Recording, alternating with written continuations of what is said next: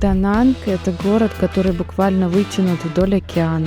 Его береговая линия феноменальна. Это почти 30 километров непрерывного песка. Здесь нет заборов, шлагбаумов или частных закрытых зон. Один пляж просто перетекает в другой. Но при этом и характер и атмосфера меняются до неузнаваемости. Чтобы почувствовать этот контраст и понять, как устроена жизнь на побережье, начинать нужно не с центральных променадов, а оттуда, где море встречается с горами.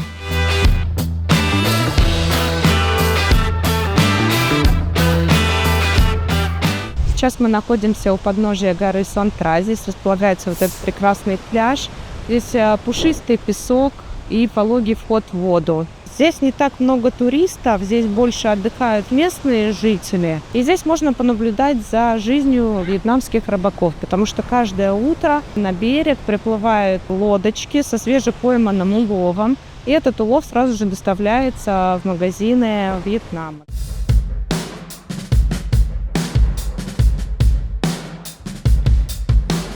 Этот участок побережья называется Мантай. И если вы ищете картинку из рекламного буклета с лазурной водичкой, вам точно не сюда. Туристов здесь почти нет. Весь берег в водорослях, в воде качаются сотни лодок, а на песке настоящий рабочий хаос. Но именно здесь Дананг настоящий. Это не про глянцевый курорт, а про суровую местную жизнь и ежедневный труд. Атмосфера очень специфическая, но максимально живая. Именно отсюда берет начало тот самый бесконечный берег, который всего через пару километров превратится в современный туристический рай.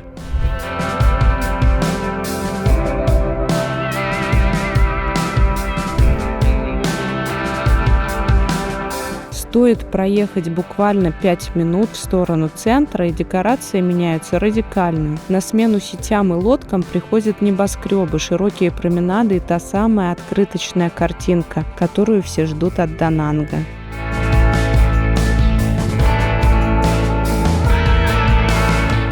Дананг – это не только мосты и горы. Дананг – это бесконечная линия горизонта и шум прибоя, который не стихает ни на минуту. Сейчас я нахожусь на центральном пляже Май Кхе. Если есть в этом городе место, где можно почувствовать ритм этого города, то оно здесь, за моей спиной.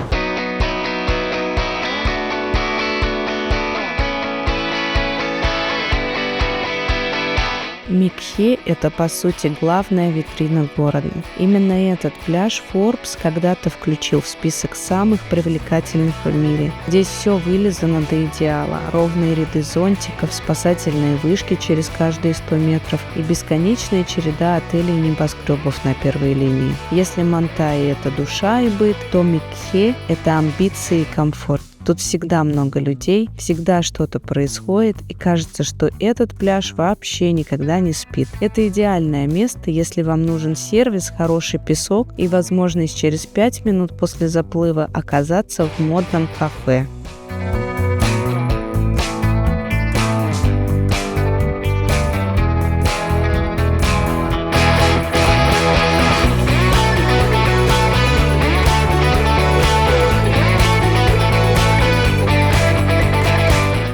Нельзя не отметить, что во Вьетнаме существует культ кофе. Вьетнам является вторым в мире по экспорту. Они выращивают в основном крепкую робусту. Невозможно не попробовать кофе в этой стране. Я вам очень рекомендую. Я для себя взяла хит последних лет. Это соленый кофе.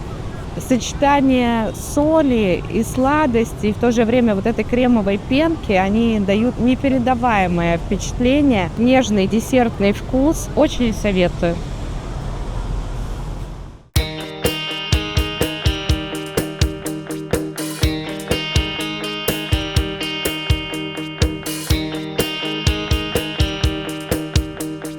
Кофе был великолепный, но в Дананге долго сидеть на одном месте не получается. Следующая наша остановка – Май Ан Бич.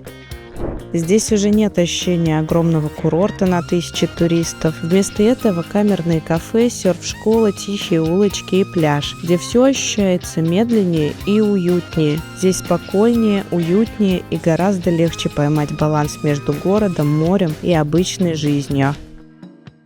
Сейчас мы находимся в районе Бак Май Ан Бич. Здесь совсем другая атмосфера, гораздо уютнее и спокойнее, чем в центре. Вдоль побережья тянется пальмовая роща. Это добавляет ощущение настоящего курорта. Кто-то играет в пляжный волейбол, кто-то купается в море, кто-то лежит на песке, а кто-то просто сидит и смотрит на море. В этом месте хочется просто замедлиться и немного побыть здесь. Ну а на этом наш сегодняшний выпуск заканчивается. Не забудь поставить лайк и подписаться. А также напиши в комментариях, какой пляж понравился тебе больше.